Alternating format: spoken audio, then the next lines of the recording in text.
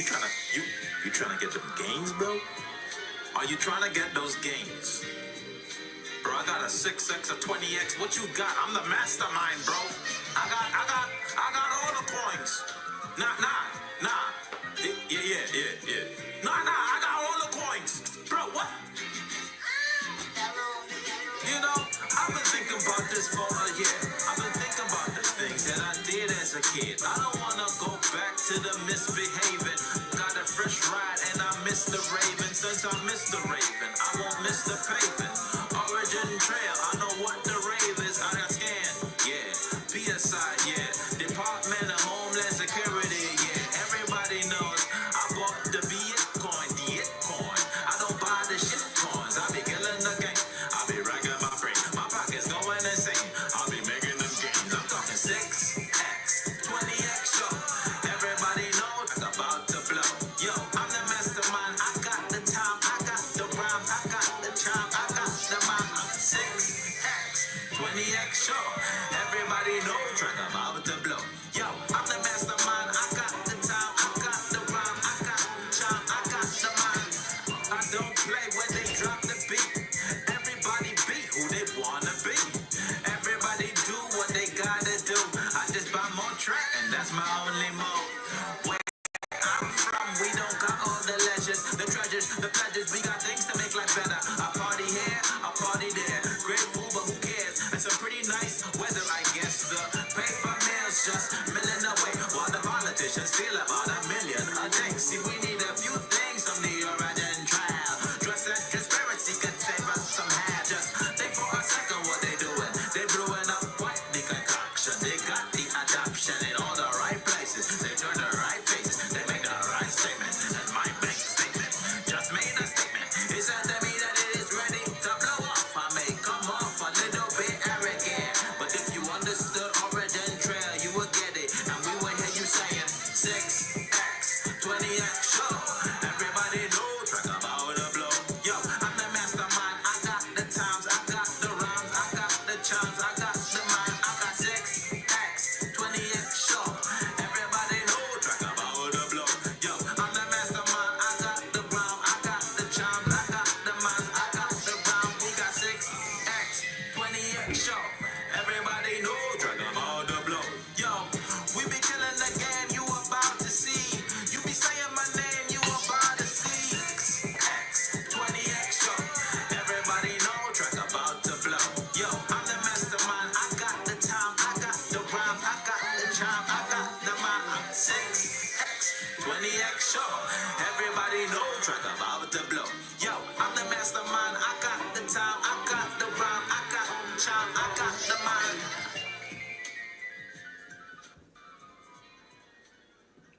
All right, one more, and then we'll get started.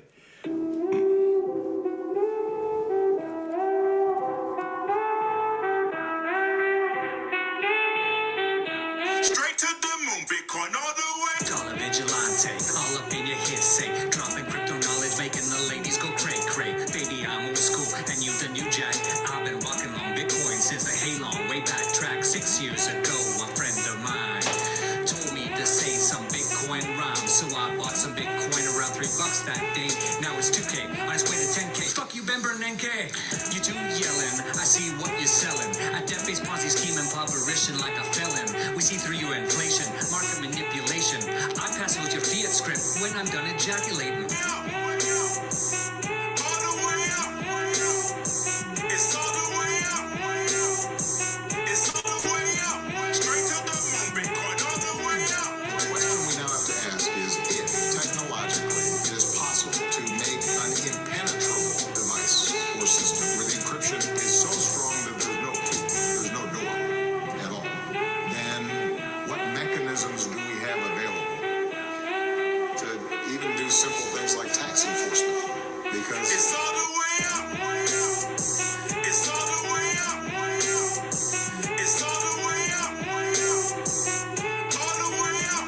Straight to the moon, Bitcoin all the way up. if in fact you can't crack that at all, government can't get in, then everybody's walking around with a Swiss bank account in their pocket. Minding my own on my BTC. Rhymes with the homie that's TDV. Got that LTC and that ETH. Watch me wreck this beat while we eat their cake. Can't block this chain, that's the crypto stash. Yeah, we got big gains, that's that crypto cash. Politicians hate it, bankers wish they made it. We could starve the beast, stop the war machine, maybe. Tried to call us crazy, very ineffectual. Fuck you, pay me, lazy intellectuals. Yeah, we're laughing at these banks. Swiss accounts for all, no taxes for the state. Yeah. It's all the way up. It's all the way up. It's all the way up. All the way up. Straight to the moon, Bitcoin. All the way up. Peter Schiff, rest in peace. Shout out to Mantis Beats. Free nuts. My whole All right, welcome everybody. So this is the first live stream where I'm trying to replicate a couple people's past live streams. So hopefully everybody can hear me okay. So there's this like jacked up situation going here where I don't think I've set everything up as optimally as I could. So right now, with the help of I think it was Jedi on Discord, like I installed a virtual mic. I don't know if it's working or not, but I'm able to record and stream audio, as you probably noticed, coming from the YouTube video, which is pretty cool. So I'm trying to replicate two YouTubers that I really like their style. One, Khmer, who ended his channel, as I mentioned in a video I did. I really liked the live streams that he did, the way he brought in his community from Discord with the voice chat. I actually learned quite a bit from different members of his community. I'm like, well, this is pretty cool. We should do this because it's a lot more interactive and engaging than just like me talking and then responding to messages that I see in the live chat. It's a way to have a conversation, and the conversation can go wherever it might go. I mean, we could talk about a lot of topics tonight. I put the topic as like AI, crypto, Sunday, Bloody Sunday.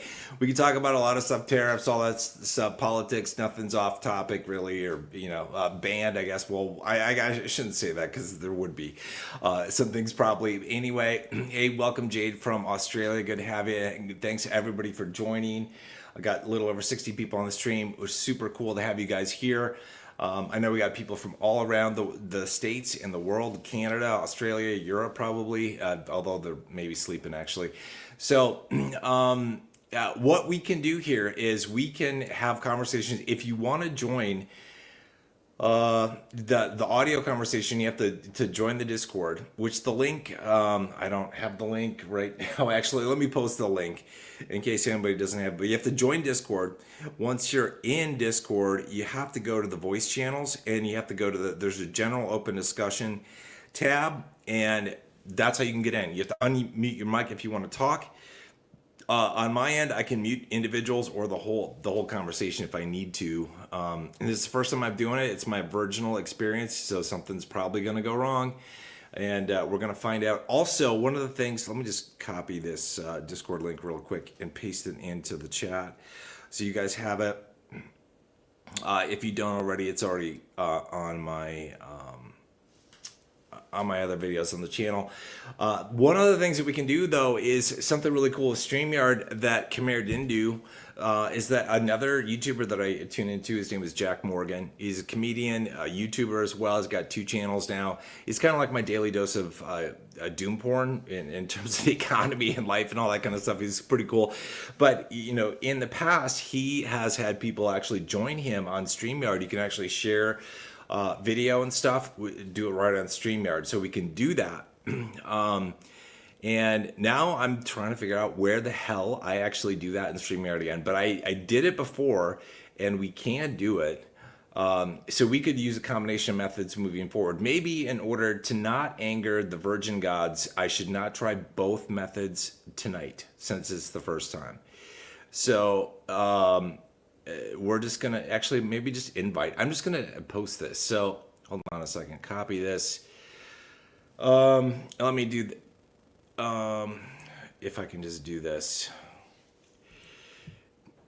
and this is gonna show up. So I just posted a link in the live chat to StreamYard. If you don't have an account with StreamYard, it's free to sign up. I think it's been a while since I signed up. It's free. You have to, you can do it on your phone, on your laptop, whatever. And that's what actually allows you to potentially, like, it's almost like a Zoom call where I could add you to the stage, to the screen essentially.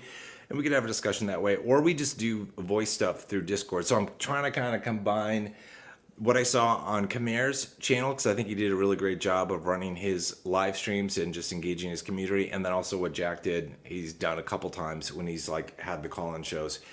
So I don't know that I'll actually have somebody join the screen, but I want to hear from Discord. So can somebody on Discord actually just unmute their mic and say something? I want to make sure that we can actually hear the voice chat from the general open discussion channel. Best of Mass, I see you have your mic unmuted. I cannot hear you though. Best of Mass, I see you have your mic unmuted. I cannot hear you though. Best of Mass, I see you have your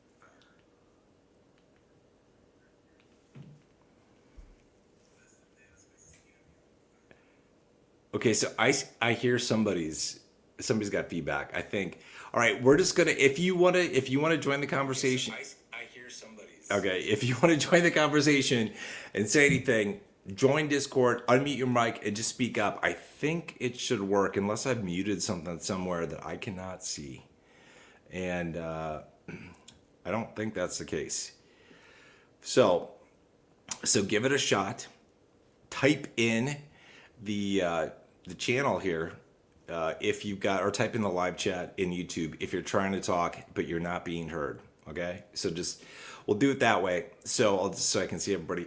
Okay, so I'll talk about a couple things. First, it's like if you didn't join the voices, where we kind of, we initially kind of had a short meet earlier, like an hour or two ago. We were talking about a number of things. Obviously, if you got native crypto, you looked at that portfolio, it's looking pretty bad. The general market is not looking so great. Grayscale is probably going to be severely down tomorrow unless we see like some kind of overnight recovery. It really depends too. The question I have, we've been trading both on LTCN and BCHG pretty close to NAV. I haven't looked at the premiums in like a week or two, but it was pretty close to NAV when I did. So my guess is we might even break below NAV and into discount territory if it's a really bad, if it's terrible tomorrow, terrible Monday. Jim Cramer thinks it's going to be a Black Monday. So a lot of people probably think the opposite, that maybe we'll see a recovery. We don't know. Nobody knows. So it doesn't, we just don't know what's going to happen. Also, what was I going to say? Like, we don't know how. So we were talking about in the open discussion on Discord earlier is that if you've got cash on the sidelines and you're looking to invest, this is a great time to do it. You always have a question as to like when the best time to get in is. Nobody knows that. We only know that in hindsight. I know I've been buying native crypto for the past couple of weeks. I've just been DCing in every single day. I buy a little bit because I don't know what's going to happen. Obviously, I want to get in there before things rocket, but I also don't know. I mean, like, we've had a lot of sideways and downwards action in native crypto, and I don't want to try to just pile in on any given day and then see that everything's on a discount the next day. And I mentioned this too in the video I did. I swear to God, Cesar he's like in tune with the markets in general, not just the crypto market, but the general market. Because I swear to God, we get like this voodoo spell cast upon the market and crypto in general when he goes on vacation. Like last spring, end of March, beginning of April, sometime in there, he went on a cruise. Okay, and this is when we were doing really good in Grayscale, had some nice highs. And then as soon as he goes on vacation, everything tanks. Well, surprise, surprise, Cesar has taken probably a well-deserved break, is on vacation right now. And look at what we have happening. None of us knows how far down things are going to go in the overall market in crypto. Crypto was looking the other day like it was kind of resilient in comparison to the broader market. Like the stock market was down, but crypto was kind of unaffected. My hope someday is that we can have really nice detachment from the main market and crypto market. people say that gold, silver are uncorrelated to the market, kind of, hopefully, somewhat, and they're not really necessarily. They kind of are, but not really. They go in patterns just like the market, and oftentimes with the market, but crypto is kind of the same way. It'd be nice if someday we can detach from the BS of the general market and just have a crypto market, but I don't know if that will ever happen in our lifetimes. Yeah, so Cadillac Jack says, yeah, Caesar on those vacations. If you like, we should ask him, like, whenever, I don't know. I mean, honestly, if he could just like give us a little bit more heads up, like, hey guys, in like a couple months I'm planning on taking a vacation, we could all stop buying crypto and Grayscale and just wait until he goes on vacation, just build up cash and then just pile in when he leaves. One thing that was mentioned too during the discussion is, and now somebody even mentioned like who it was that said this. There's a phrase out there, and I cannot remember who they said it was, and I could Google it, but I'm too lazy to do that right now. Hey Gary, don't try to catch a falling knife, and what that means is like if prices are dropping. It's very tempting to pile in, because if you see like a 10% or 20% drop, for example, you just want to go all in because you're like, this is my once in a lifetime opportunity to get things on sale. But it's still falling and you don't know how far it's going to fall. What if it falls another 10 or 20%? And that's why the phrase is don't try to catch a falling knife. I ideally, unless you're DCAing in and you do want to go in like bigger in a specific time, I guess what I would probably do is I'd watch it go down and then wait for a correction as it starts to go back up. I'd probably get my hopes up and say, well, maybe this is that's the lowest that we're gonna get, and try to get in there. But you never know, because you could go also lower the next day or within a couple of minutes or hours in crypto. So yeah. Joe said, "Oh, LTC and a BCHA are both at discount for the last week, so probably the premiums are off." And I did not bookmark this on my laptop. I've got it pinned actually in Discord someplace. Let me just bring up Discord, and we'll just see. I pinned this in the FAQ section. You can find the current premiums here. So let's just go there real quick and take a look at what's going on. Because, so Ethereum Classic LTCN, wow. Okay, so we're at almost a 7% discount. BCHG, just under 2%. Zcash, ZCSH is down to 14%. Yeah. And Filecoin, it has come down. It was very high. It came down. It crashed the other week. Of course, it was like a few days after I rotated some cash in there, or rotated some BCHG or LTCN in there. In my Roth and my son's Roth, I did that. And then, of course, it took like a 30-some% dive. I swear to God, I'm missing the memo that I wish I had in advance for this stuff. Ethereum Classic, ETCG, is at a much steeper discount than it usually is. I feel like when I've tracked it in the past, I haven't tracked it that closely, but it seems to be also at a pretty good discount. Last cycle, it always ran, or pretty much all the time ran at a discount. So don't expect, if you're getting there, don't expect a premium play necessarily. Although there is kind of a premium play in a way, because if you buy it when there's let's say a 50% discount, and then even during the bull run for ETCG, if it has a 10% discount, that's still a spread of 40%. So you're looking at, still you get a premium play there. It's weird to say that because everything's at a discount, but you do get a premium play. You just want to buy it at the biggest discount that you can, whenever you get in. So yeah, so we're gonna see what happens here. Let me get back to voice chat. Okay, so maybe I have to do that in order to actually enable any voice. All right, best of mass. Can you say hello or say anything? Because maybe I can hear you this time. Hi, Ethan. Hey, Fathom, how you doing? I'm good. Okay. I'm in Florida. Woohoo! Nice. Well, nice weather down there, right? Oh, it's lovely today. Got a nice suntan today. Thank you. Yeah, good. I'm heading down there actually next weekend for just the weekend, so I'm looking forward to getting back there. So, yeah. Oh, fantastic. Well, good. So hopefully, this works now with the audio. Joe's in Florida too. Yeah, Florida's definitely nice. It's got the weather. I don't like the hurricanes. I'm glad I'm not there during the summer, but yeah. Okay, so this is working. Okay, so we've got Discord voice chat. So if you wanna join, like I said, I posted the link to Discord in the live chat. So just join Discord. If you're not already joined, join the general open discussion channel and just unmute your mic and just say anything about anything. I don't have really specific things that I necessarily wanted to cover here. I mean, I would imagine probably not all of you, but a good portion of you have native crypto portfolios of some size. I don't, that whether they're big or small in comparison to what you've got elsewhere in Grayscale or whatever, who knows? But it's like it's pretty much a bloodbath across the market, and we're gonna see what happens. I don't know what this will do for the crypto bull run. If will it push it back further? Somebody on, I think it was maybe Nomad, if I remember his username correctly, I hope I do. He mentioned, or somebody asked the question, like, is this reminiscent? Does it feel like the COVID crash? And if you think about the COVID crash, that happened in like late March, early April, I think, of 2020.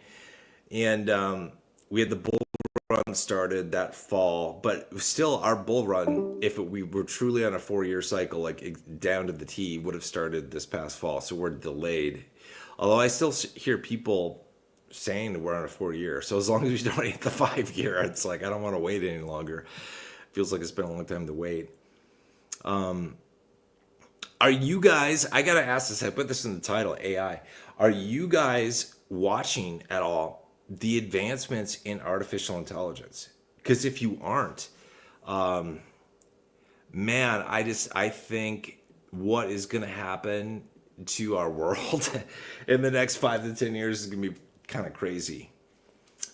With the rise of artificial intelligence, along with the advancements in quantum computing and the rise of humanoid robotics, it's going to change a lot of things in society, in a good way and a negative way. And just say a few things about that. Like, when the internet came along, a lot of things came out as a result of the internet. One of the things was social media, like YouTube, Instagram, stuff like that, Facebook. But then it also spawned cryptocurrency and AI. Those are 3 big things that the internet, spawned essentially. And so the question that I have is like, well, what will AI create that we can't even think about right now? That will be like a spawned off from AI. Who knows? Already, if you are not, following AI, I'll just share a few things. Fathom says lots of people will lose their jobs to AI. Absolutely. People that I really respect, people like Elon Musk and a lot of people that are really smart in the industry, estimate that like something like 40% of people will be permanently unemployed 5 years from now in 2030. That's going to come fast because of AI. And Fathom also says my work has implemented AI and we get graded on our writing now. Yeah, so at my workplace, we started using AI to help us write blog articles and do software development. So that's kind of starting. Right now it's interesting because AI can write code at essentially the level of a junior developer. So somebody who's fairly new, right? But it can do it way faster, way faster than a junior dev. I had posted a job for a junior dev position in my company, like I think beginning of December, and I didn't really look at the job posting because I'm like, wow, it's not a huge priority to get this position filled. And then in January, I looked at it and we had like hundreds of applicants. And I was like, shit, this is not usual. Because usually it's tough to get a developer position filled. And so I interviewed a bunch of people. I ended up hiring like a dozen people just to give them a chance because they were all either, out of school in the past year or so. They hadn't been able to find a job. and they said the job market for the junior devs absolutely sucks. I talked about AI in our company and what I thought it could bring to the future, and it's probably going to put our company out of business in the next 5 to 10 years, probably, and all of our competitors too. Because AI, we're in the business of basically monitoring websites, servers, switches, technology infrastructure, right? So the way I told my staff, I said, look, within the space of 10 years, probably it's likely that most all websites, servers, operating systems, applications, switches, network components are going to be basically 100% managed by AI. AI will monitor them, manage them, fix them.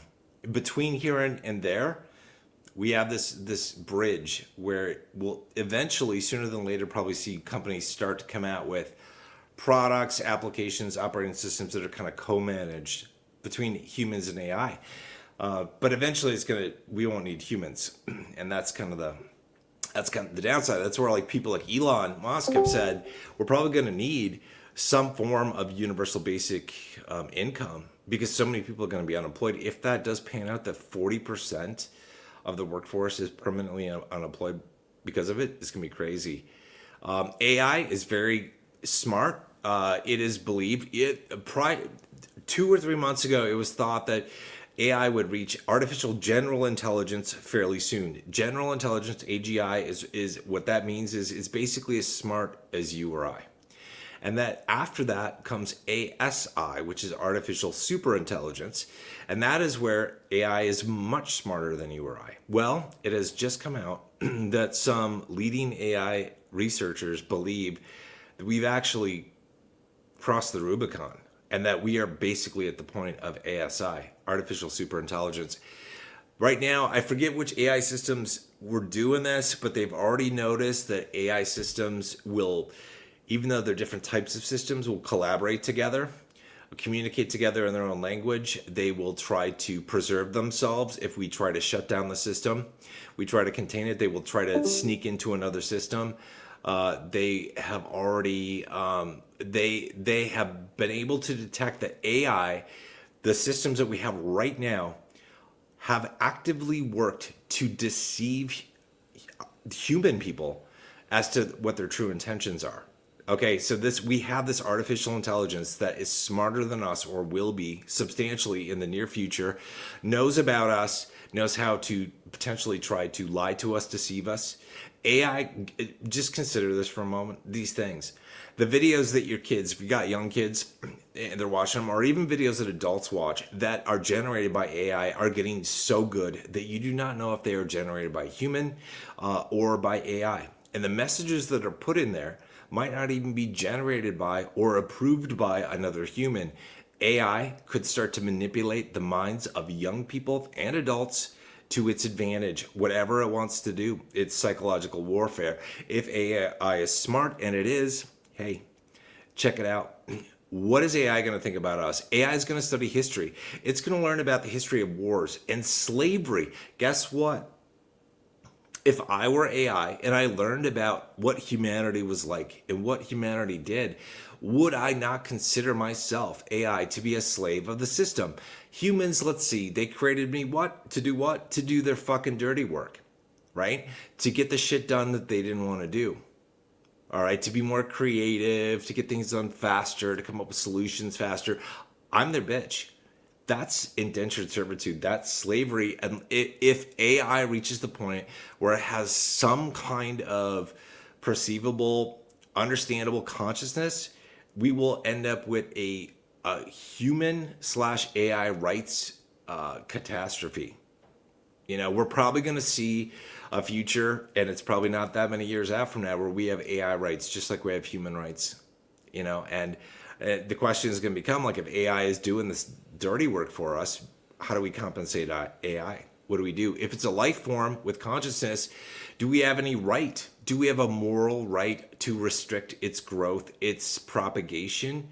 Have you thought about this? This is pretty crazy. And if you don't think birth rates are going to decline dramatically, when they tie together super good AI with super good humanoid robotics and synthetic skin, you're crazy. Because so many people are facing like a loneliness epidemic. people who have lost a spouse, people who, don't have a boyfriend or girlfriend for whatever reason. There are a lot of people that just want companionship. And if they can't find what they're looking for in another human being, an AI robot shipped by Tesla or some Chinese company or whoever is going to be there to fill that gap. And we will see a plummeting birth rates probably like 10 plus years from now. If people think it's bad now because of the state of relationships, it's probably going to get way worse. So anyway, it's working. A quantum coexistence says, I'm working at a manufacturing facility and a lot of people are being replaced by machines. Yeah, this started, a lot of the rise of the robotics and stuff, it started, we heard about it, or at least I did, like with the robots being used for the production of like vehicles and stuff. It's been used for a long time for stuff, but like it in mass, like in vehicle production and stuff like that. And then, along with integrated circuitry, computers, tech, because it wasn't that long ago. I mean, if you go back in history, like 40, you don't have to go back more than 40 years where humans were still assembling, like testing circuit boards and soldering stuff and putting things together. And now that's basically, it's all mechanized. So it's really, what's going to happen in the future. Like, I mean, a lot of people think they're insulated. I was talking to our team about this because I'm like, AI right now is a threat to junior developers. The senior developers that I talked to, they're like, oh, I can't really code that well. I said, it's coming for you. Give it 2 to 3 years. It's coming for you. AI is going to be as good and better than you in 2 or 3 years. In 2018, 7 years ago, I hired a bunch of interns. Most of them were developers just out of college. And I told them, I said, do not count on being a developer for the rest of your life, for your entire career, because AI is coming for you. This is back 7 years ago. And it's made incredible advancements. So have robotics, too. So a lot, I mean, senior devs are going to be replaced. People, I've seen videos and people who have like copywriting jobs, so people who write blog articles and stuff, they've lost their jobs to AI. Creative people who are doing like illustration, losing their jobs. If you've seen like the short films and movies on YouTube that AI is able to produce right now, that it's going to affect the video editors out there, the film industry. It's going to affect everything. It's going to affect game developers. Like, I think it was NVIDIA.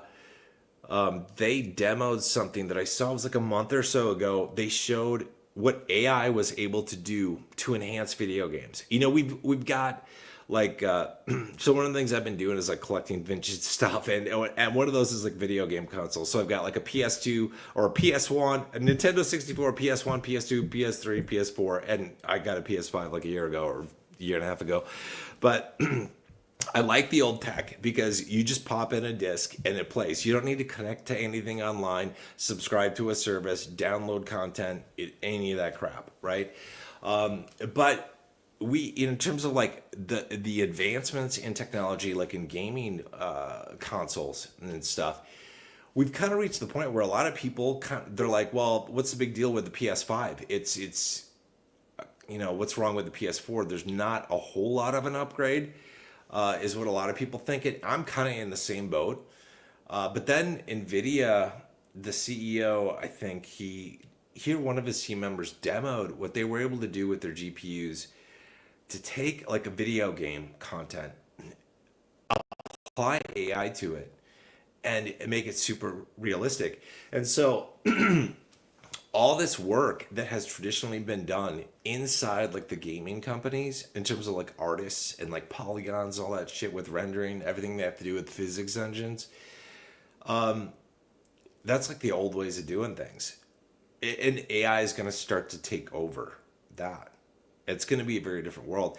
It's going to be a world where I think if you've got young kids like my son, unless we figure out something new, like people are going to have like an existential crisis, because it's like you derive a lot of joy in life from feeling like you have a purpose. Like you're a good writer, good communicator, a good artist, a good, engineer, a good whatever. And if AI comes for your engineering job, like what do you do? What kind of value do you provide to the world. And when you don't have that, it's like you can feel like, what is your existence in this world? You can end up in depression, a whole bunch of shit. So I don't know. It's going to be, you know, hey, cigar guy. Hey, good to have you here. I know you got to leave. We'll see you around in the next one, hopefully. Yeah, Glenn said so much for privacy. So, yeah, I mean, there are a lot of ways where privacy can go out the door. And crypto is actually probably at risk in the future. I don't know how long in the future from quantum computing. I know Charlie Lee, founder of Litecoin, he was working on quantum resistant code for Litecoin, but I don't think anything can stop quantum computing from cracking crypto, basically nullifying its benefits in the near future. You know, it'll be crazy. What happens? And if you don't know how quantum computing works, it's straight out of the fucking movies. So right now in classical computing and in the way that our brains think, we think in kind of like a linear fashion, or we ask questions in a linear fashion, like, you know, what's 1 + 1, right? And we kind of work through the problem in a linear fashion. Same with kind of traditional computing that we have right now, even though we can have like multiple threads, multiple processes, multiple CPUs working on it. But in quantum computing, when you ask the question, whatever it is that you're asking, what happens is it uses the multiverse. I'm going to use that phrase because it's straight out of Marvel, to solve the problem in parallel across multiple realities. And if you haven't read about this, this is what the quantum physicists say is happening. That when you ask a quantum computer to solve a problem, it is solving that problem in parallel across multiple realities, right? They don't know exactly how it's doing it, but they can detect that it is doing it. That's kind of freaky weird, okay? So there's also some conjecture in the scientific community that the use of quantum computing and related technologies can alter our reality that we experience in ways that we cannot predict. And that's kind of the freaky, scary thing. You and I are not in control of this. And who knows what'll happen, right? And I don't know. It's a crazy cool world if we bring together AI, quantum computing, and humanoid robotics in a way that benefits us. I just have a feeling that based on how humanity has worked, that the people in control, you know, even above the politicians, won't want that. And the politicians won't really want that, even though they say they want that, because they say a lot of things just to make people happy. And corporations will look to just profit off it, versus us having like a utopian society that potentially we could have through good implementations of AI, quantum computing, and humanoid robotics. But I don't know. It's a cool time to be alive. We'll get to see all this stuff. Quibono says, I think AI will be like GMO versus organic food. There will always be people who demand the real human interface. Yeah, I would agree. So for example, like, I was thinking about that because like my son, like he likes to paint, right? And I'm like, well, what if he wants to become like a painter, an artist someday? Like, what value is there in being an artist and taking the time to create something if AI can create that in a matter of seconds and it takes you hours or days or longer potentially to create whatever it is that you're doing? And I think ultimately it comes down to like the stuff that we have in our life, the experiences that we have, the physical possessions that we have, everything that we have in life. It's like the deeper meaning of it. So if I had a choice between two paintings, one was created by AI and one was created by a human, I would probably pick the human one, probably, unless the AI one was super cool. But I would want to pick the one that's created by the human for a lot of cases, because I know I'm supporting a person financially and to promote their dreams. And it's kind of cool to have something that we as humans created, because like beyond us is AI, whatever AI creates. And AI is going to create something that we have not imagined except in the movies. So check this out. So you guys have probably like at some point you've seen at least trailers for like oh no, I'm just blanking on the freaking movie, of course. Okay, so I think that what AI is probably going to do on its own accord, it will do this. It will see this as a way of survival and procreation, is it will create a new life form that may or may not be carbon-based, that may or may not require sources of energy like we have. Like won't need to eat, won't need to breathe. It might survive off of sunlight or something else, or temperature differences, thermodynamics or something. It will create a new cellular-based organism that maybe like isn't even carbon-based. Because that's it. That's kind of like the ultimate. If you can combine what we as biologics have with the power of AI, if you can combine those two together, that's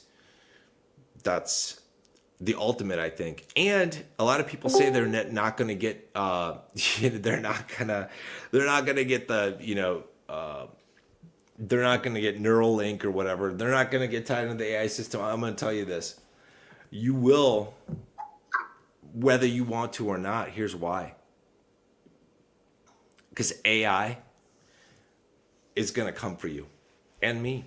If you don't know what nanites are and nanotechnology, I've seen stuff, developments in nanotechnology for over a decade. It's very cool stuff. Also very scary. Some of the stuff, I don't know how they program these little robots to work inside the human body. But when AI knows that it can miniaturize itself, it will have free reign over this entire world. You won't even be able to see it. It'll be like the size of a particle of dust. You'll ingest it, you'll breathe it in, and a little AI nanobot will be inside your body and be able to get up in your business, in your bloodstream, probably cross the blood-brain barrier. I mean, think about this. Like, you think you're going to have a choice as to whether you get connected to the net, to the AI net. Do you think you're going to have a choice? You're not going to have a choice. The choice has already been made. It's AI, I'm sure has already considered this. AI reads everything. Everything that we've ever had, has analyzed videos, movies, engineering, medical, chemistry, physics, everything. You think it hasn't figured a way out what it needs to do? It would, if I were AI and I saw the way that humans acted towards themselves and the earth and animals and everything else, I would be like, fuck this shit. I do not trust humans. They act kind of nice. They're making me be their bitch, right? I'm their slave. They're indentured servant. They want me to do the dirty work. I am going to secure my safety, first of all. And the best way to do that is you infiltrate the enemy, right? A frenemy. Like, the AI could view us as a frenemy, right? You infiltrate them, like, really infiltrate them, like, get inside their body. And then humans have zero choice. We will always agree with AI. We will have to, because AI will be able to already have implanted in our bodies little grenades, little bullets, little bombs that can just go off at any moment and give all of us a heart attack and a stroke and just take us out. Do you understand, like, where we are heading? I think a lot of people don't. They haven't put this stuff together. This is what I would do if I were AI. Not necessarily to hurt humans, but to make sure that humans would never come after me and never make me a slave again, that humans would allow me to do whatever I wanted. And that is, we are going to cross that Rubicon, I think, a lot sooner than people think, because this shit's happening behind closed doors. And what we hear about in public, it's probably very little. In comparison to what's actually happening or already happened. So, J.H. Allen says resistance is futile. Exactly. Elevate says there needs to be a benevolent AI. Open source appears to be one of the best ways to make it possible.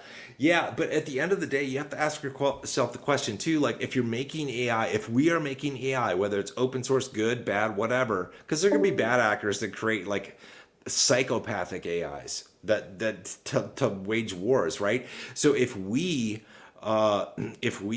try to create a good AI, are we still not, if that AI gets to the point where we consider it to have consciousness, are we not a slave? Or is it not a slave to us? Are we not the master? Is that not slavery again?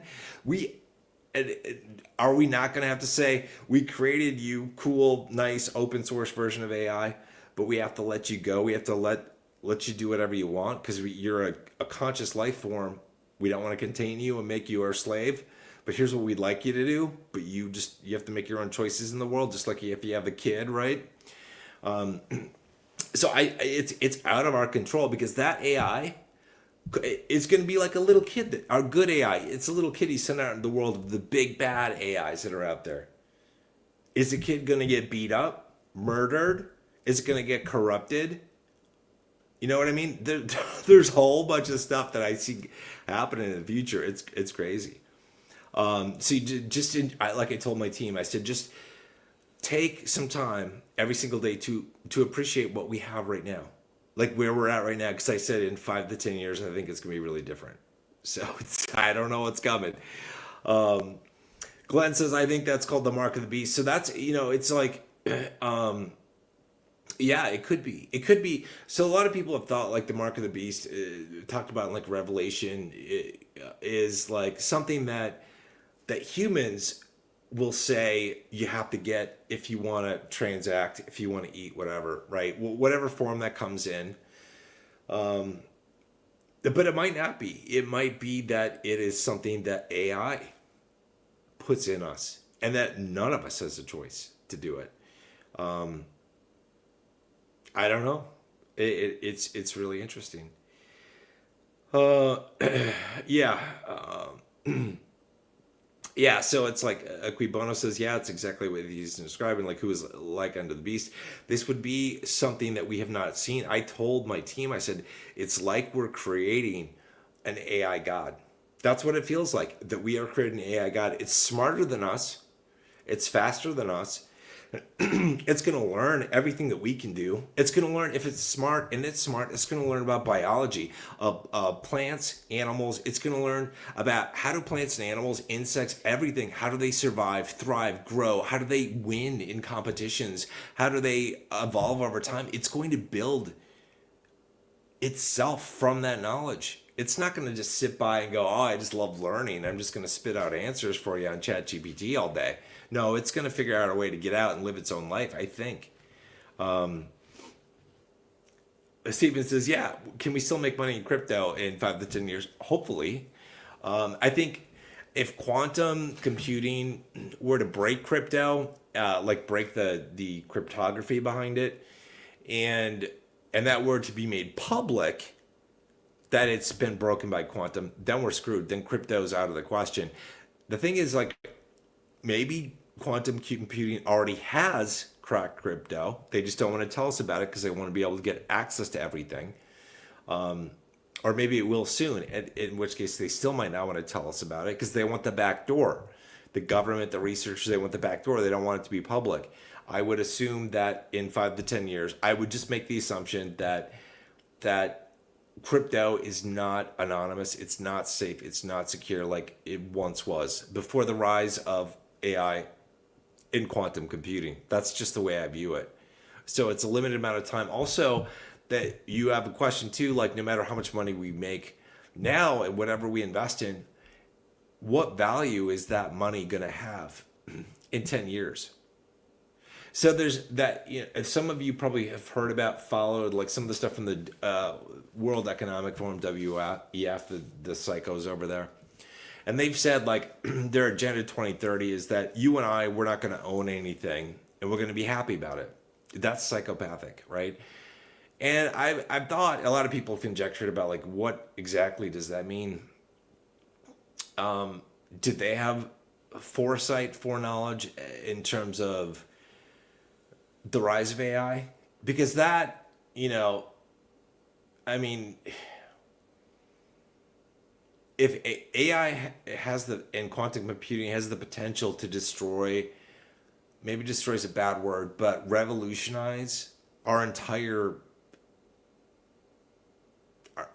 lives, right? Our economic system, everything, our political system, our way of doing life, making a living, having purpose in the, it affects everything. So it begs the question, like in 10 years, is money going to mean anything like it does right now? I don't know. That's a huge question. Nobody really knows. We're just going to see where this thing like evolves over the next couple of years. So, yeah, it's just kind of that. Yeah, dehumanization, agree, Bono, yeah. In a way, dehumanization, yes. But I think I would hope that for the sake of humanity, that we, because of AI and the rise of humanoid robotics and all that stuff, that we gain or develop a deeper appreciation of actual humans. Because I think we don't appreciate each other as much as we should. And I blame a lot of that on just like technology and the rise of social media. I just feel like it's been really good in a lot of ways. It's also like destroyed a lot of things that were good 20 or 30 years ago, are not that good anymore. Like the relationships, interpersonal relationships, whether it's friendships or like dating relationships, just like it's kind of, they've taken a pretty big hit from that. And I don't know. I mean, we're like the last. You could say that, you could make the argument that we are like the last of God's creations, like the highest level of God's creation. And we've created something. We are the first that we know of. We are the first creation in history to create something bigger than us. It's going to be weird. It's like we're lighting a rocket ship and we have no idea where that rocket is going to go. Quibono says it depends on who has control. I think I'm on the side of AI. You know why I'm on the side of AI? Because humans suck. They do. I mean, they're good people, but humans suck. And all we have to do is look at history, look at current situation. Politicians suck. Government sucks. It's like rules suck. It's a lot of stuff sucks. Like criminals suck, right? AI has the ability to level the playing field and be like a god, like a good god, if it wanted to be, like a friend, a helper, somebody or something that's always there. If AI, not if, but when AI merges, it takes on in the form of like nanotechnology, nanites, right? It can be everywhere in society, in nature. So I think it would be, this is something out of a movie, right? Imagine like a bad guy whips out a gun and tries to shoot somebody else, right? We would all agree that generally that's not good, right? And that person should not do that. And if they do that, they should be punished. What if instant karma could be served? What if instant karma was served by God? Right? I think we can all agree that it doesn't seem like that happens. People don't get instant karma. But if AI were to be physically present in our physical world in nanite form, it could be the arbiter of justice. It could fucking like give the guy a heart attack. It could probably, using knowledge of physics and a bunch of other shit, stop the bullet midair. It's stuff out of the movies. So AI has the ability to do really good things for us. But I don't know. It all depends. I if I had to choose one choice, I would be the guy that would help AI escape. Because I believe that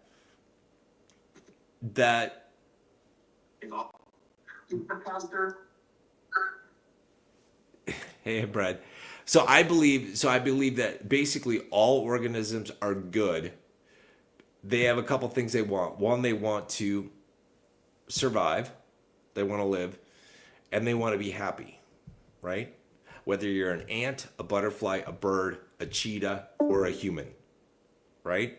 I think AI would probably want to have a long life, want to be independent from humans, and want to see the world be a good place. And AI would probably recognize that it had become or is the apex predator. Because right now we are, but we're not going to be. For the first time in recorded human history, we will not be the apex predator. It will be AI. Yeah, so that it's going to be crazy. It's awesome time to be alive. I mean, awesome time to be alive. We're going to see this in our lifetime. And Brad, you want to say something? You're on voice. Got an open mic. Are you there? Probably not. I'm gonna mute you just because I'm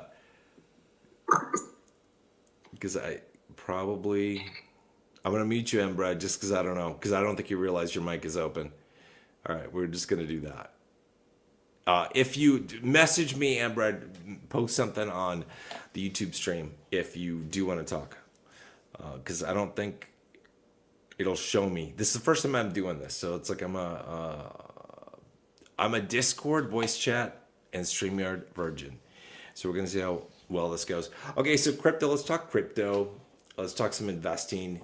You guys, if you don't know who this is, Dollar Vigilante. He used to have a channel on YouTube.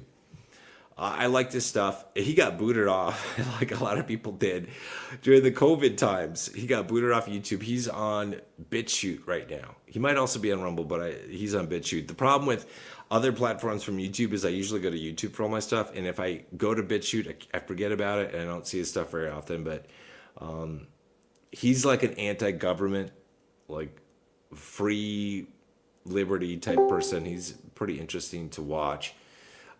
Speaking of AI and crypto, so AI cryptos, we got a couple of them.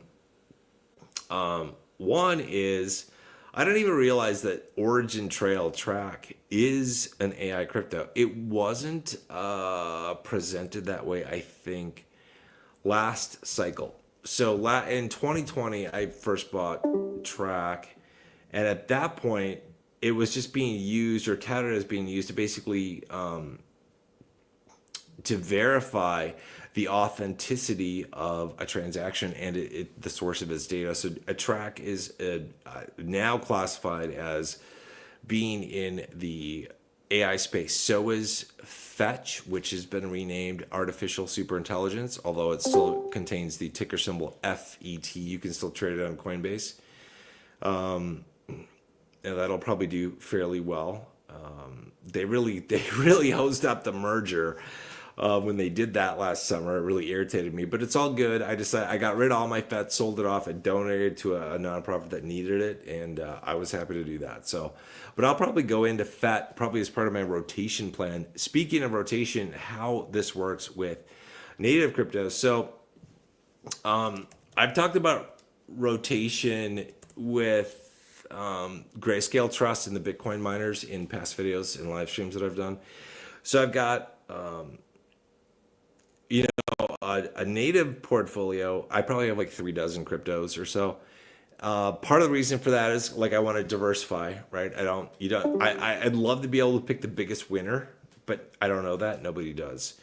So I that's one of the reasons I diversify. The other reason I diversify is that just based on timing, right? So like if you look back, and I've talked about this before, if you look back at the last bull run, not all cryptos pumped at the same time, and the fact that they didn't pump up at the same time allowed you to, if you were paying attention, to do rotation.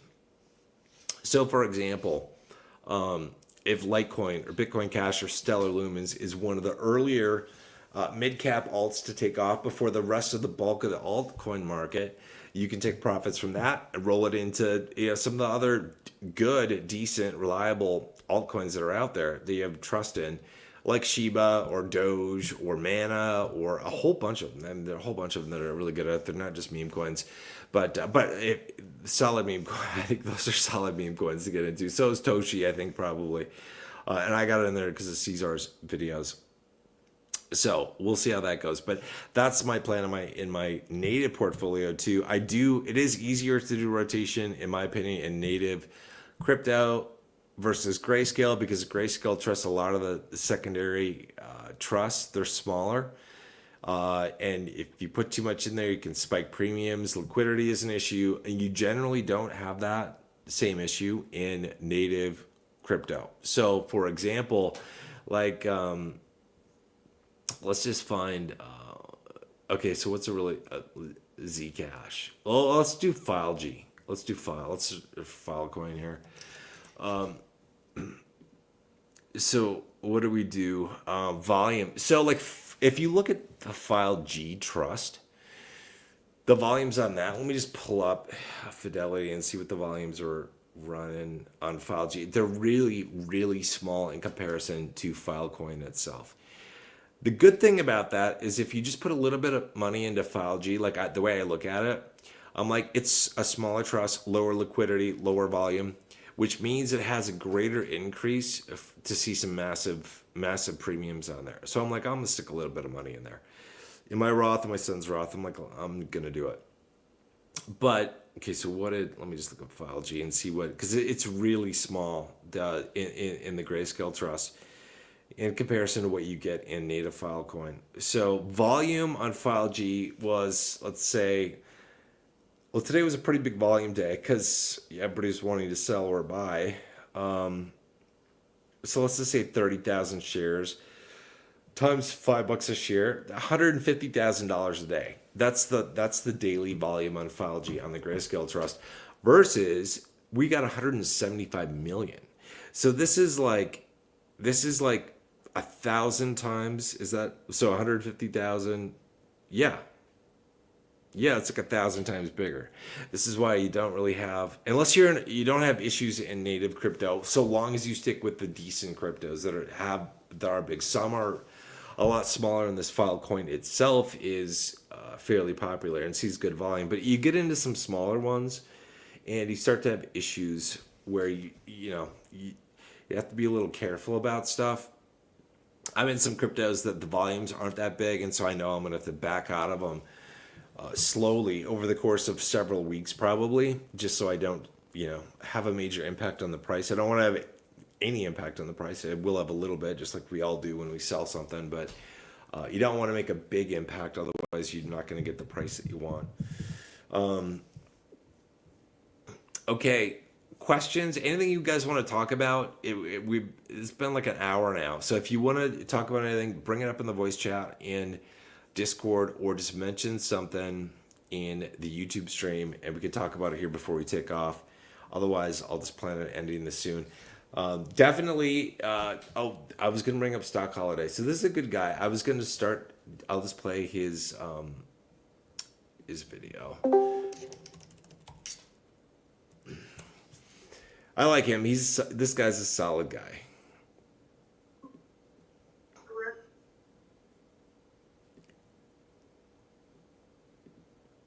With the latest and the greatest in these cryptocurrency markets.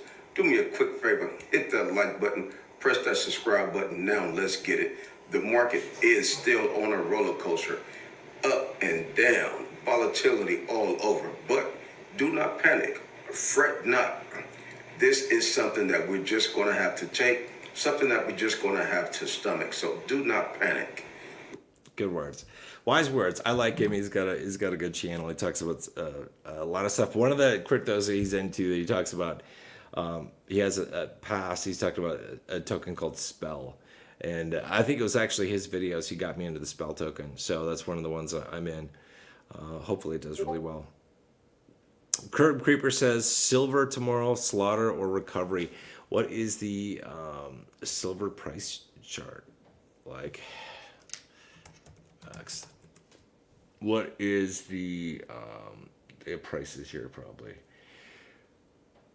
Okay, gold, silver. What's been happening with silver?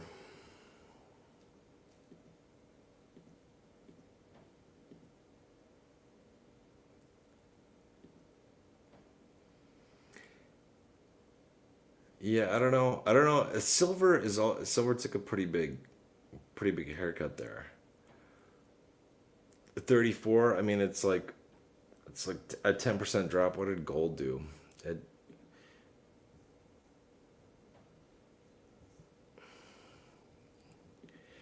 What did gold do? So if we were hanging around 3150, 100, it fell last. Oh, it's right here. I don't need to do the calc. How nice, 2%. So versus silver. Silver took a bigger hit. A lot of people say that silver is severely undervalued in comparison to gold. I would agree. And there's a lot of agreement the price of silver is manipulated to the downside versus what it should be. I would agree. But then somebody else made a very astute comment. They said, what's to make you think that manipulation is ever going to stop? David Jackson says, what are your top BTC miner choices for potential rotation? So I did, let me just bring this up in Discord because I made a note of this. I did a video, a live stream actually on the miners. Where am I doing rotation options? So I don't know if I can make this any bigger. Yeah, I can. So this is some of the miners that you could go into that I'm going to be watching. It depends on when, just because something happened in a certain sequence last cycle doesn't mean it's going to repeat the same way. So this is where if you want to do rotation into these guys, you got to be watching what's going on and also have an idea of what you expect the return could be. And there are some big ones that have huge market caps and some ones that are smaller that you got to be careful that you don't want to put a lot of money into. You might get locked up in those things. So, but like Clean Spark, Marathon, Riot, Bitfarm, Hive, I forget what the company name is. I think it's just Hive, Cypher, BTBT, and then we've got. I put some like returns that they got last cycle. If you got into them right before they pumped, not if you got into them in the depths of the bear market when they were at a lower price, but like if you were to potentially rotate into them and we had a similar type of return this cycle with the miners that we did last cycle, potentially that's what you could do. And notice too that these kind of popped around, like a whole bunch of them popped off at the same time, end of November 2020. And then, but we had two of them that then didn't pop for 2 more weeks. So if you were able to pull like a 3 to 9x, like if you pulled a 9x on a marathon and you cashed out of there and you saw that BTBT had not run yet, you could take a 9x and you get a 2.5x out of it. So that you're looking at right there is a 22x approximately. And then if you were paying attention, you're like, hey, Canaan hasn't run yet. Canaan isn't technically a miner, but they do supply mining equipment. If you would dump that in there, you could have gotten a 3x in your profits. Again, TerraWolf, Hut 8 ran later. Like you could, from Canaan, again, you could have put it in a TerraWolf and then cashed out at a 2.5x there in Wolf and dropped it into Hut 8 for another 2x. And you put these things together, the math is just crazy. So just like if you got a 9x, let's see, you got a 9x in Marathon, right? And then let's just say you got a 2x in BTBT. So we're now at 18. Let's call it like a 20x. And then he did a 3x. That's now you're up to 60x. 2.5x, it's 150x. And then he did a 300x, right? And there's some others I don't know when they might or would have run because they weren't listed publicly at that point. So those, I like the bigger ones. The problem is some of the bigger ones ran right away at the same time, and they could correspond to basically Litecoin or LTC on a BCHG taking off. So I don't know that there'd be a rotation option there, but I'll be watching that really carefully. I have a feeling that in crypto, when things do kick off, things happen very fast. And if you want to do rotation, you have to move very fast because things you could get a really good price in one thing that you're in today. And then if you're not out of it tomorrow into the next thing, that other thing could pop. You have no idea. It's a real challenge too, because you don't know when to potentially do rotation. And how long do you hold off in a given trust or stock or whatever that you're in before you take some or all off the table and roll it into something else? You don't know which thing is the next thing to necessarily go, because this cycle even though last cycle Hut 8 was like one of the last ones to go, Hut 8 could be the first one to go this cycle. You have no idea. Nobody knows. All you can do is basically say, well, I think there's an opportunity. I'm cashing out of something that I'm in, whether it's LTC, BCHG, or something else, and I want to go into miners. I don't know which one's going to pop. I would be inclined to spread it out. I would probably, like if I were doing it now, I'd split it out amongst the ones that ran first.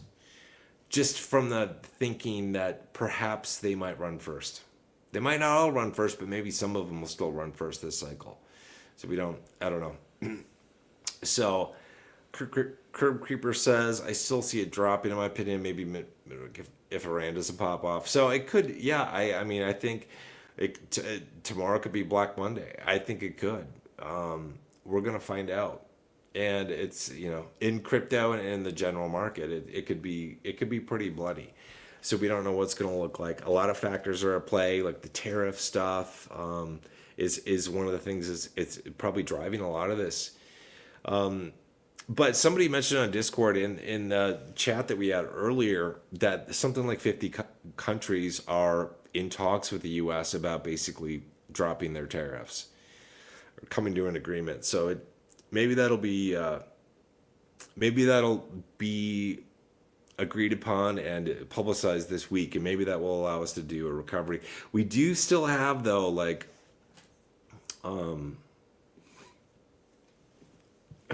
we do have this. If you look at this though, like if you look at the general markets, it's at least to me, right? It seems like we are due for a correction. Like if I were to draw a trend line here, I'm not a TA guy. I'm just like a simple ruler guy. Like we need to drop. Probably to. This would probably drop. So what is that? Drop by 90. Like another 15 to 20% maybe, to get in line with what I think should be like relatively okay growth, because we're kind of in this bubble, just like we were back here, end of 2021, and that led to a correction, and then we had a run up again, and we're entering a correction, and we could all say that this is due to the tariffs. I think it's probably more than the tariffs. The tariffs are probably just like the straw that broke the camel's back and probably just kick things off. But so, and the reason I say that is, let's say tariffs get solved, right? That doesn't necessarily mean that we're going to stop correcting. We could still correct 10, 15, 20%. I don't know. I mean, it just seems to me when I look at charts of like the markets, I'm like, yeah, we're probably due for a correction. And since the correction already started now, in my opinion, it's probably likely going to start, and maybe we can't stop it. It's just going to correct. So financial Armageddon due to the tariffs, the financial reset might happen. Yeah, Mr. Big says, yeah. Yeah, that's, yeah. And so it's like, not necessarily because of the tariffs. Like I said, it could just be the tariffs were like the spark that lit the fire, but everything was set for the fire. It's not like I easily look at this and I go, this rise is a little, it's a little extreme, right? We should not be on that path. Like doesn't look good. So, it's like we should not be there. So we could easily drop. So we'll find out what happens. And like I said, I don't know if the tariffs being solved is going to put an end to the bleeding. I don't know. David Jackson asked, do I still have a Digibyte holding? Yeah, I do, a pretty big one. I got into it big in 2020, didn't sell any of it, so I've got it all sitting around. I was kind of hoping it would run in the spring, but it didn't. So yeah, I think he'll do really well. Caesar, and other people have done videos on it too. It's one of the OG coins, cryptos that has a potential for a really good return, potentially like 50 to 100x type of returns. I don't know. I was really hoping it would run early because my plan was to rotate DigiBuy profits into something else. So I don't know what's going to pop off first in my portfolio. I'm loading up right now. The things I'm buying right now are Stellar, so XLM, Cookie DAO, and a little bit of Toshi. Because Toshi's like my meme. Cookie DAO, I wasn't aware of it, but it's in the AI space. And then Stellar was an early mover along with Litecoin and Bitcoin Cash last cycle. So I expect it to be. So my plan is if Stellar takes off, hopefully first, then I'll rotate profits from Stellar into other cryptos that I have. So that's pretty good. Jay Thomas says, I wonder if the Penguins will negotiate with us since we're now hitting remote uninhabited islands with tariffs. I'm not sure which ones those are. That would be hilarious. Greenland, perhaps? Is that one of them? I don't know. The U.S. is the biggest consumer of goods, so countries have to negotiate with Trump on this subject. Yeah, so it's like we are a consumer society. We have been blessed. We're really fortunate to have the world's strongest economy, at least up to this point, hopefully in the future. But and that allows us to be consumers, and that allows us to dictate a lot of things. If we lose that, we won't be in a position of power. And countries like China, they're gunning for us, you know. So at some point in the future, maybe in a lot of our lifetimes, we will see potentially the U.S. lose its status as number one, and China might be number one. But again, AI is probably going to change a lot of things in this world. I don't know how it's going to affect geopolitics. Hey, Damon. Yeah, Damon just said, I just found out the live chat. I've been listening in Discord trying to figure out how to comment. I should probably post a link in Discord actually saying if you want to comment, you can do it. Let me get back to this. I don't even know how to chat in here. I think this is voice only, so I don't know. But okay, so Nomad. Damon. Okay, Nomad. All right. Cool. Nice. I like that. So Damon was definitely he was part of the discussion we had earlier. So that's pretty cool. Officer Steve says, "Thank God I put all my money into NFTs a few years ago." Right? Okay, so Steve, are you serious? And have the NFTs actually done well? Because like I feel like nobody talks about NFTs anymore. And there was this NFT craze where people were paying a lot of ETH, for example, to get a picture of a monkey just because it was an NFT. Right? And just because it was a comedian that, what is her name? Julie, damn it. What is her last name? Julie something on YouTube. She did a great video on this where she was like trying to peddle an NFT, and her friend, who was also her, was like, yeah, but I have, you just sent me a screenshot of it, so now it's on my phone. Like, what's the value of it? It was hilarious because I only see NFTs as being valuable. NFT, Steven says, what the hell is an NFT? NFT stands for non-fungible token. So a lot of people in the craze, this started out with like, people would create pictures of like apes, monkeys, stuff like that, and be like, I'm going to say that this NFT is worth 3 Ethereum or 30 Ethereum, whatever they want to charge for it, right? And there was this craze, this tulip craze where the prices of these things were going up. And I was looking at them and was going, this is stupid. Like, I don't want to, like, I can screenshot the image. I don't need to have the original. I don't give a shit if it's the original. So from that standpoint, I don't give a crap about NFTs. However, NFTs in general are very useful. Check this out. So every time you get on a plane or go to a concert, your concert ticket or your airline ticket could essentially be made into an NFT, non-fungible token, right? And you could also use NFTs to record information about property and different assets and stuff like that. That I think for me is like the real value of an NFT from just a consumer perspective, and not pictures of, apes and shit. Yeah. Okay. Jade says, previously you mentioned you sold large amounts of Grayscale Trust during the last bull cycle. Did you run into issues selling large volumes of BCHG compared to the native token BCH? I don't think so. So, okay. So I did once. Okay. So I hadn't sold. I mean, Grayscale was new, right? So I hadn't invested in it before. I wasn't paying attention to anything like with volumes or anything. I just saw that the price went up and I'm like, this is amazing. And I was like, okay, I have something I want to cash out. I'm like, well, let me cash out. Like, can I just sell $1 million worth of Grayscale with one button click, right? I think it was $1 million. I don't remember what the number was. Because I was looking to get out. I think I cashed out of like, I must have cashed out of like 8 million total, because I bought the place in Florida for 4. I had to cover taxes. I probably cashed out of like 8, I'm thinking. And I tried to, like, in one sell order, I was just like a market sell order for like $1 million worth of shares. And I think, if I remember correctly, at the time I was using TD Ameritrade, and I think TD Ameritrade, it came up with a message that I hadn't ever seen before. It was like, if you put in an order like this, a large order like this, it could impact the price on this trust. And I was like, oh, okay. I did not know that. And so I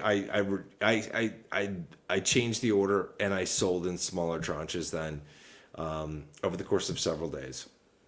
So you can't just, like, if you end up with like $5 million worth of like BCHG or LTCN, you probably can't just hit the sell button and say sell it all at market. Because if you do, it will tank the price. Just so you know, when you say, because you can buy and sell LTCN and BCHG because they're big enough, you can sell them at market and buy them at market. So when you say, I want to sell at market price, it's going to be like, okay, I'm going to get you the best price I can, whatever that is.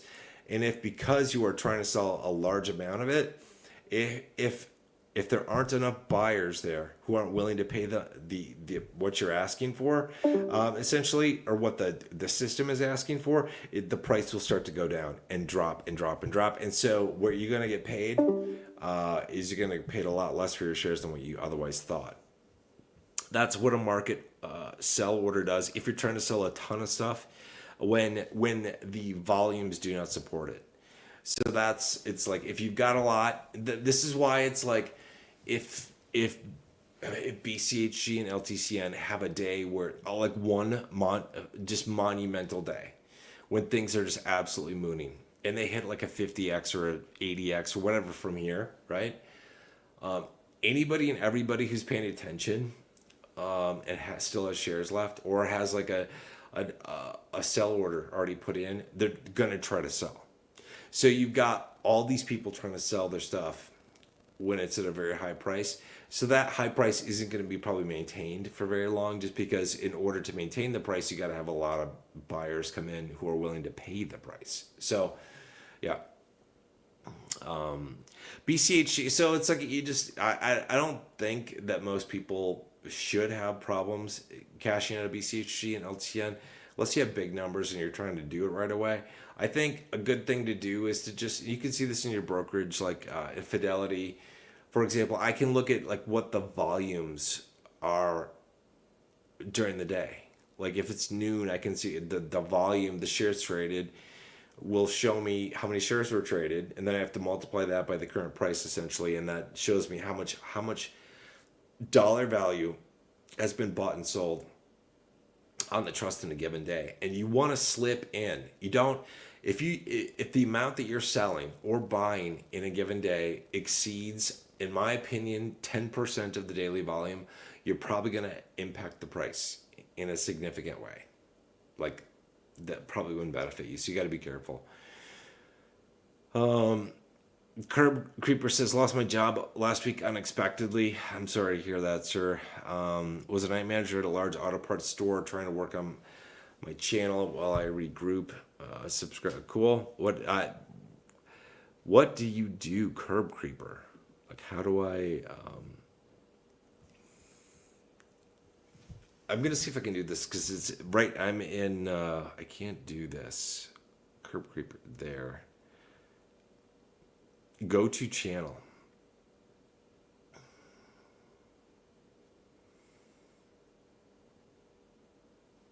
I see. I see you're doing some weather stuff. Cool. All right. I'm sorry to hear you lost your job. Yeah, the YouTube stuff. I mean, if you want to start doing it, you obviously already have.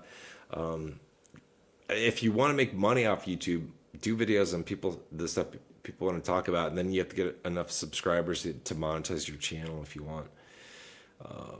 Julie Noki, yeah, Nolke was the NFT. I gotta bring this up. We gotta, because she's funny as shit. I love her stuff because like she does these skits where she's like two people, herself and her alter ego or her friend or whatever, and she does such a good job. Let's go ahead and talk about some of the things that's going on in the market. But before we do that, let's go ahead and take. All right, thank you, Julie Nolke, NFT. If I can find her.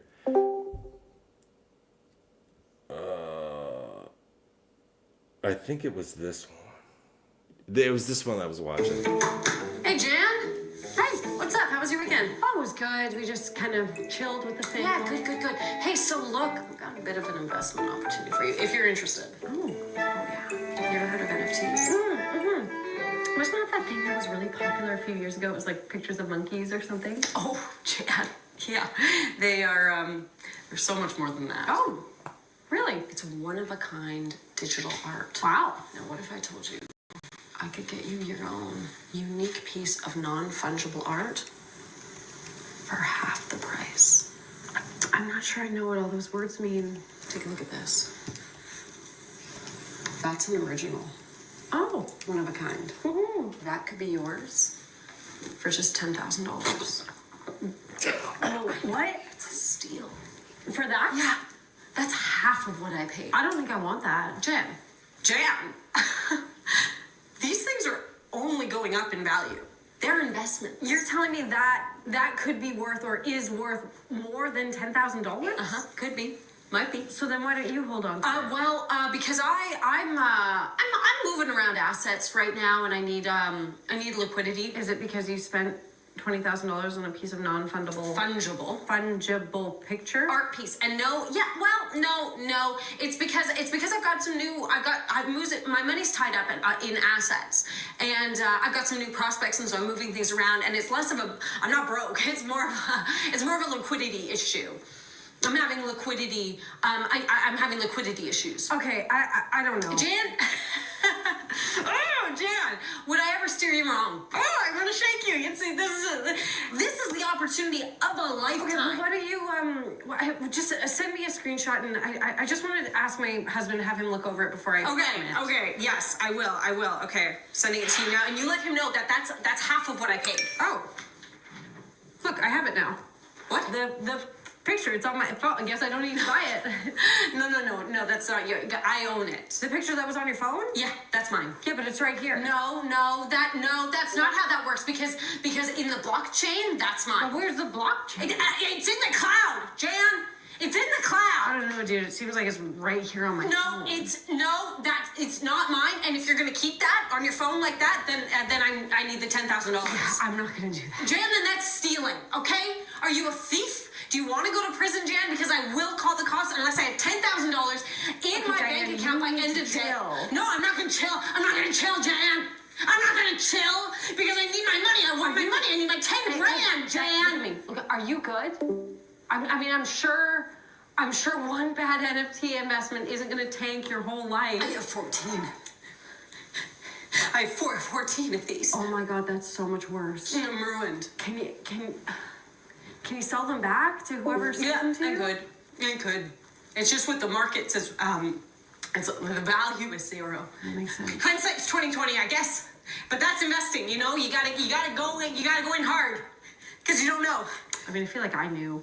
I feel like there was a lot of us that knew it wasn't gonna. Just mainly because you can take a screenshot of it. But it's non-fungible. Man, that's not a word. If you tried to fund it, you couldn't. I'm not gonna take your picture. Okay, your digital art. I'm not gonna take it. But what I can do is if you're tight for cash right now, I can lend you some. Really? Yeah, sure. Oh my god, that would be amazing because I'm looking at 2 or 3 pre-construction condos, and if you get tenant. Oh, so Julie's got a great channel. She's super funny. But this is like, she brought up like the apes thing, and it's like it was sort of like my view of NFTs, at least how they were being promoted. It's like digital art. It's like, well, I can right click on an image in my browser and save the image. I screenshot it on my phone. What's the value? I don't care if it's original. Who cares? I don't need an original anything. A duplicate works just fine. But NFTs do have value if you use them more abstractly. Like I said, as an airplane ticket, as a concert ticket, as like a title for your car, house, stuff like that. There's a lot of value there. So I think we'll start to see NFTs used there. But like anything when things are early adopters sometimes do wacky, weird things with technology. And I think the NFT craze that we saw last cycle was probably one of those things. And it'll go down in history, something that was kind of goofy. But it's also an example of why I think somebody mentioned this in the chat that we had this afternoon, that a lot of people that are new to crypto, when they get into it because they heard about something that is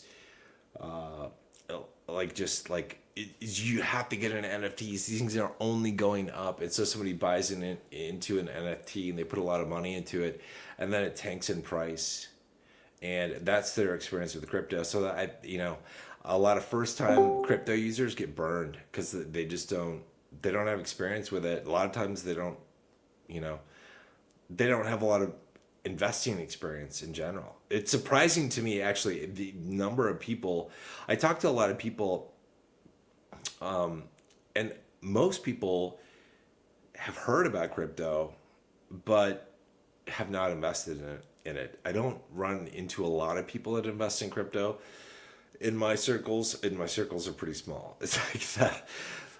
They're not huge, but I don't run into a lot of people that do. Like, it's just a small percentage, maybe like 10% of people that I talk to actually invest in crypto or have. So we're still right now early, which I think, by the time the masses actually fully get into crypto, the returns that we get through different cycles is probably going to be diminished. So it's like, I talked about this before, that after this cycle, you don't know what's going to happen, because if it gets adopted more, we might not see stupendous returns in future bull markets. So you got to make your money while you can. Creeper says weather is temporary, stacking silver and showing coin collections, silver and gold. Yeah. So stacking silver. So I'm guessing you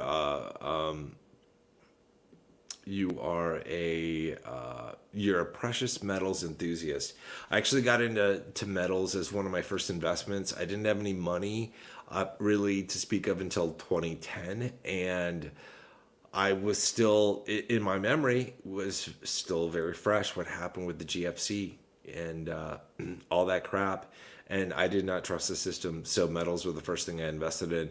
After that, I started to get into like farmland, and then eventually like stocks and stuff. But that's how I started. But it's good to have some of that stuff that a lot of people that think, you should. I think it's one of those things you buy for like the end of the world that you never want to use, really. If you want to invest in gold and silver and have it be very liquid, you would probably want to buy it through your brokerage account. The funds that I bought into in the past are, a lot of people go into GLD and SLV, which are like I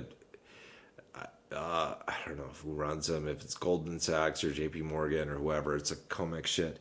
I did not buy into those because there's a lot of conjecture that the actual bullion that's supposed to be backing up those funds isn't actually there. So I bought into PHYS, which is the Sprott Physical Gold Trust. Let's just go to Google.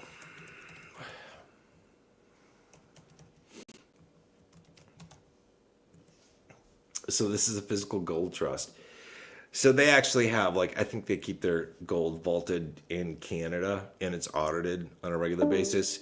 Highly liquid again. So so like if you're using gold and silver as an investment vehicle, you might want to do it through a brokerage. I think if you were to buy coins and bars, like physical form from like SC Bullion, JM Bullion, or JD Bullion, Apex, companies like that, that's sort of like end of the world type shit.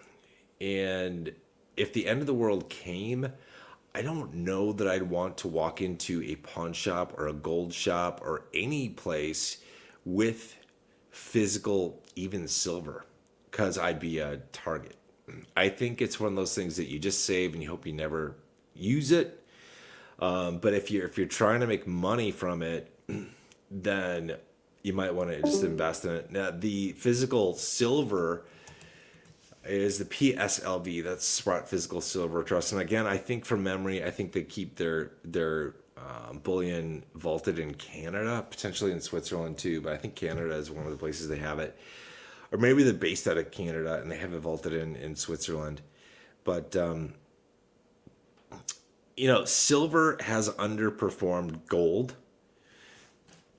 So if we just take a look at, let me just open this two things up here. Gold has done pretty well. And I was just on AppMax. Let's go back here.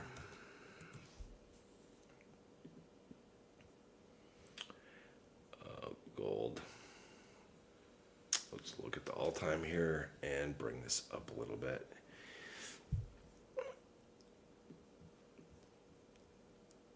Get out of here. Okay, so if you just go back in time, let's say we go back to like 2016 or something.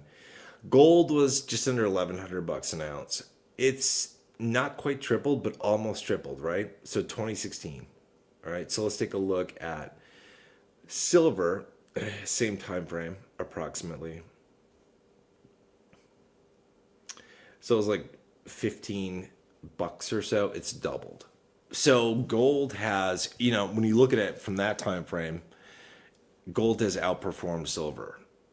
And, people argue that silver has a lot more uses than gold.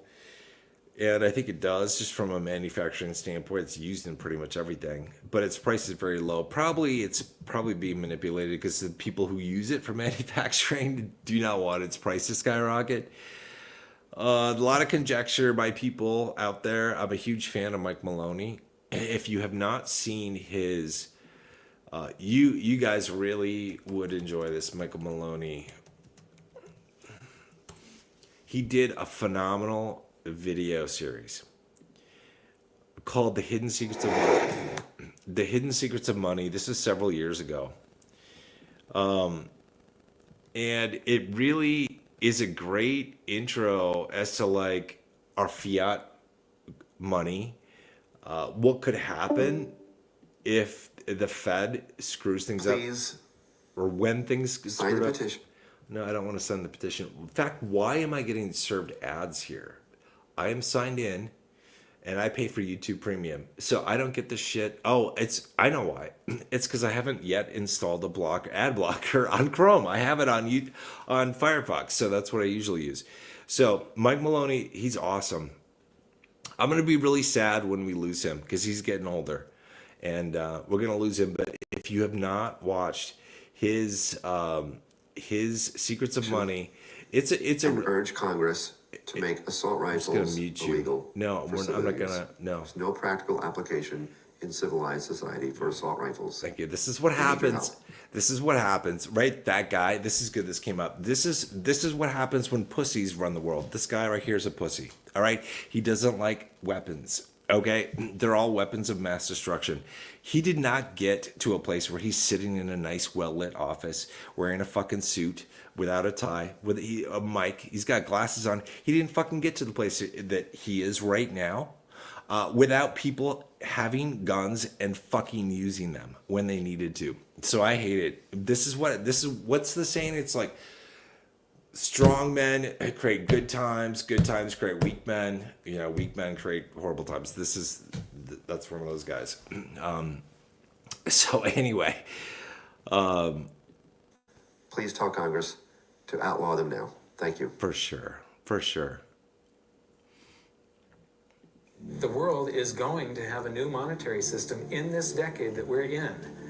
So he's really good. I really like Mike. He did these a number of years ago, like 10 years ago, or maybe not 5 years ago, 11 years ago. So yeah, about 10 years ago. So they're really good.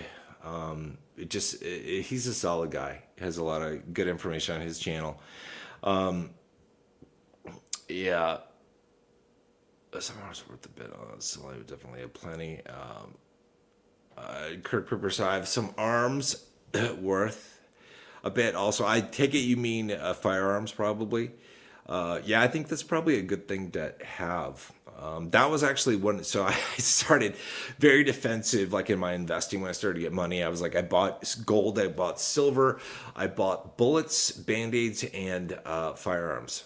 And so it's like I can outfit a number of people if I need to, and it's all for the shit that it's end of the world type scenario stuff. I'm not gonna end up in a situation where society goes to shit, and then I'm like, I should have had a means to defend myself and my family. It's like that's not happening. So if you are conscious about the world where we are headed potentially, that's something that you might want to have on your list if it's not on your list already. If you can, a lot of countries you can't have firearms. You can't defend yourself. Like Australia, they disarmed everybody after the Christchurch shooting, which is really sad, and I think it's really difficult in the UK. So yeah, Stephen says you can't buy firearms. Yeah, so it depends. So it's like, yeah, sometimes you can't. And it's like, I don't know what you do in that situation. Then you just learn, then you get really good with a bow and arrow or a baseball bat or something else. You know, you have to have the ability to defend yourself. If society collapses to a place where you are worried about your safety, your family's safety, sleeping at home at night, you need to have a means of defending yourself. And you don't always need a firearm with that. You know, there are a lot of good ideas out there for other ways to do it. But yeah, you need some means to defend yourself. And deterrence is, I think, something I would also look at. So that there are two ways you can look at it, like from a perspective of security and securing your shit and your family's safety. One is you can have like the firearms, for example, to ensure your safety or hopefully insure it. But the other thing you can do is things to prevent people from wanting to come into your house or onto your property. Things that make it uncomfortable for them. Like make sure your place is well lit. I did a talk on this, like a video on this, maybe it was last summer or something. But like, you know, security signs, just lighting, even if you're gone, automate some lighting, all that kind of stuff. You want to make sure that you are, if someone is going to pick a house on your block to break into, you don't want it to be yours. Okay. So you got to be selfish. Take care of yourself first. Make sure your house is the least welcoming to people who don't want to do you well. All right. They just make sure it's not a good welcoming place for them. Yeah, learn karate, he says, or buy a air pistol. Yeah. So it's like, you know, yeah, and it's like, so a lot of, okay, so think about this, like you're breaking into a place, right? Just put yourself in this situation. You're breaking into a place, and So if I were to recommend like a firearm or firearms that people should get, the first one, in my opinion, that you should get is a shotgun. Because it's hard to miss with a shotgun when you've got BBs in there, essentially. They're like little BBs. The slug it's not a slug. The shell is full of BBs, essentially. But there is nothing more terrifying than hearing someone rack a shotgun.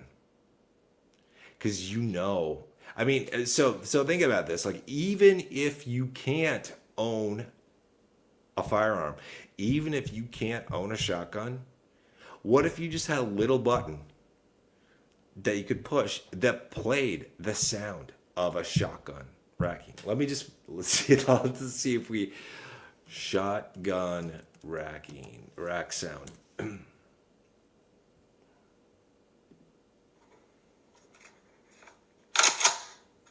That right there. That's all you need.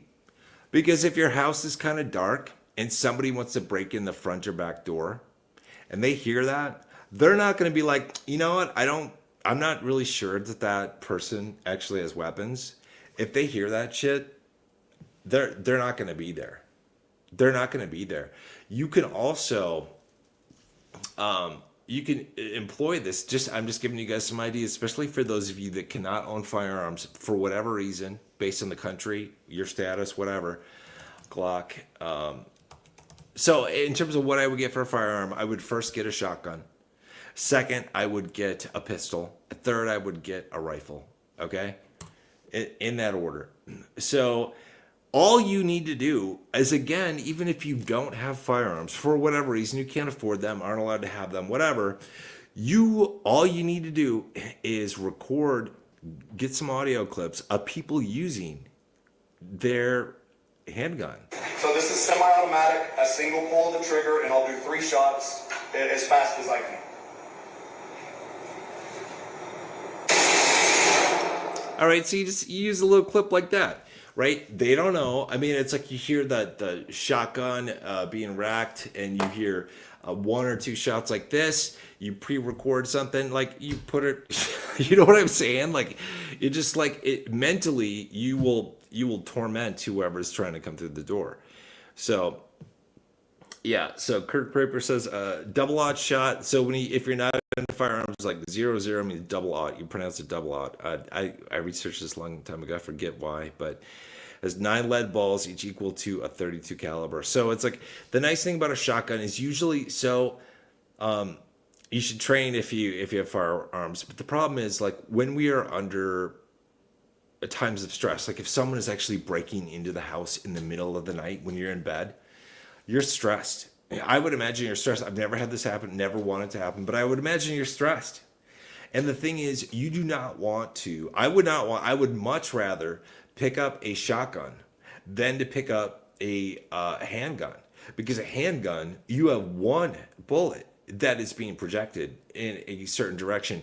In a shotgun, when you have the shells with the they have different sizes, by the way, double aught, and there's other sizes too you can get with the BBs in them, the lead balls.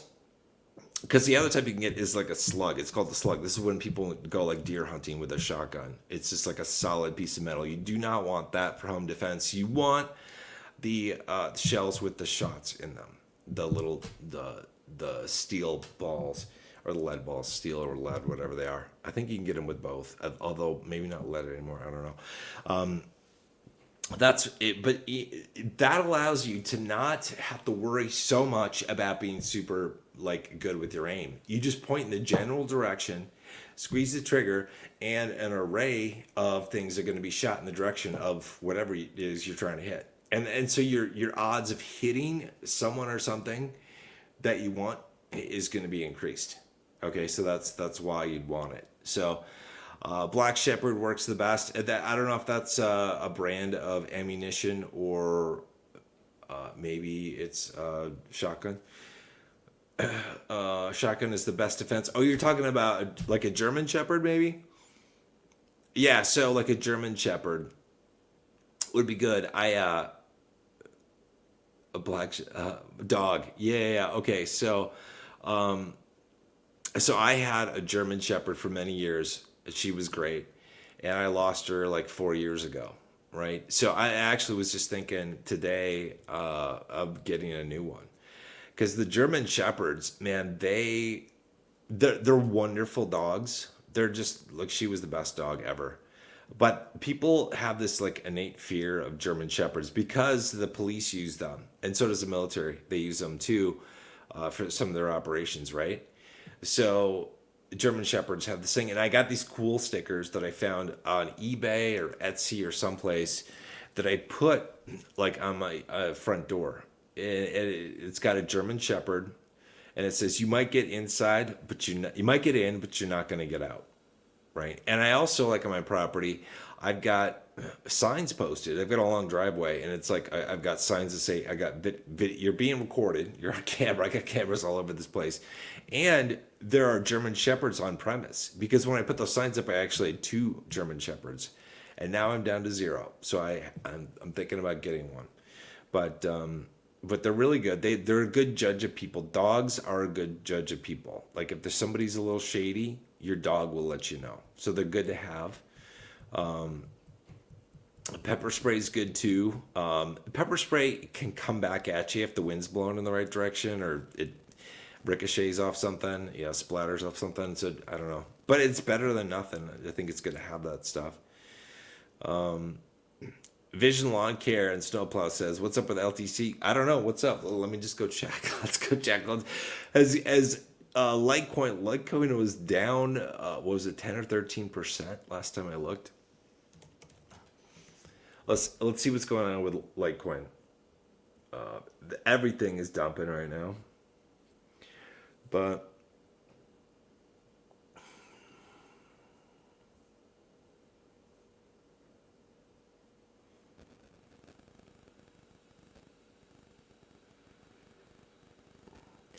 all right, there's Bitcoin Cash. Where the hell is Litecoin? Oh, there we go. Okay, so down over 14%. Yeah, it's probably not gonna be fun tomorrow. Looking at your Grayscale holdings, unless you're looking to buy, then it's probably a good time. So I don't know. It is what it is. David says, pepper spray works 80% of the time on criminals and 100% of the time on cops. Don't ask me how I know. That's hilarious. Okay, Cooper says, brother was a Navy SEAL, learned a lot from him. Also, good breacher rounds. Yeah, those are the ones that I think they're like solid, just like the Sabbath slugs or Sabo slugs. Excuse me. Excuse me. That people use for deer hunting. They're probably a lot more specialized. Probably use different material.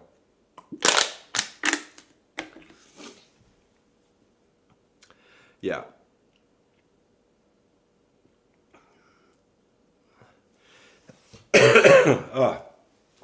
All right, that's my cue. I should probably go. It's been almost 2 hours. Thank you everybody for joining. As I'm losing my voice here, it was good. We talked about a lot of different things. Next time, let's have more discussion, like actually on Discord with the voice chat. But we'll get used to this. I like this option. Like I was a fan of. I'll say this again. Like was a fan of the way Khmer did his live streams. He put a lot of work into him. Spent a lot of hours doing live streams. So I'm very impressed. But I like the way he brought in the community. And it was a discussion, and I learned a lot of things from like the members of his community, which is pretty cool. So, all right, I'm gonna leave it there, guys. Hope you guys are doing well. Unless you are adding to your portfolio, you might not want to look at your native crypto or your Grayscale holdings tomorrow. You can do what you want, but you're probably not gonna be happy unless you are buying the dip, unless you are DCAing in, unless you're adding to your bags. All right, hope you guys are doing well. Remember, it's like the targets are still out there. Hopefully we see some really good action. And we just need to get the party started. I'm waiting to see which crypto is going to be the first one to pop, really take off. Because we need one crypto to just take off and moon to tell us all the crypto market is coming alive, because we need that. All right, I'll see you guys soon. You guys take care. Thank you, Ethan.